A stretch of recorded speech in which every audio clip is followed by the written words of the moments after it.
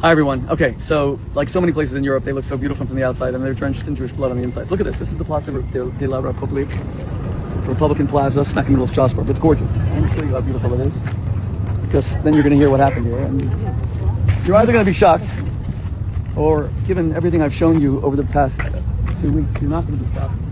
So here you have Strasbourg has the second largest university in all of France.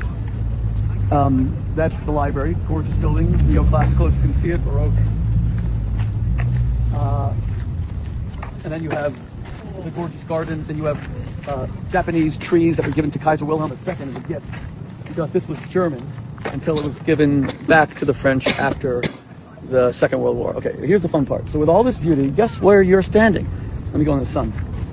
Yeah, here's a monument.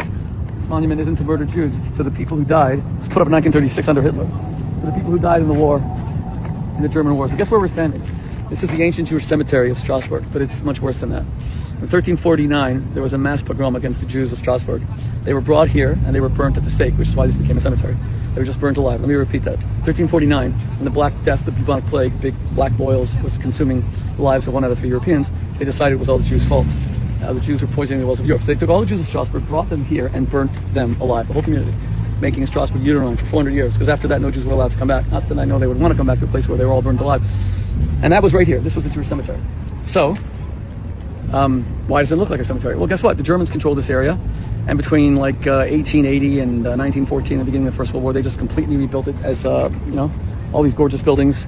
That was under German rule. But the French were no better. And I'll tell you why. Because there's not a single marker here that tells you that this was the place where hundreds of Jews were burnt alive in 1349. Take a look. There's a monument. You think, okay, if this is the site of the ancient Jewish cemetery, and where the Jews were literally burnt alive, and no doubt that would be a monument to the massacred Jews of the pogrom of 1345, but it's not. This is for those who died in the Great War, 1914 to 1918, and then 39 to 45, and then that's interesting, the other years that they shove up there, but not a single word about the Jews. But all is not terrible, because amidst all the Jewish corpses that we're walking on right now and defiling and desecrating, this was a Jewish cemetery. Amidst our unwitting and unwilling participation in the desecration of those Jews, hundreds burnt alive in 1349, there is, thank God, a little plaque that the city of Strasbourg put up outside the opera to the Jews who were burnt alive in the 1349 pogrom. Why is it at the opera, not here? Some say the reason is like, why ruin the vibe, man? Look at this chill vibe. You could sit here, gorgeous flowers, so colorful. So better to put it outside the opera. I guess it would kill the vibe there too. But that's the history of Jewry in Europe in general, and France and Germany in particular.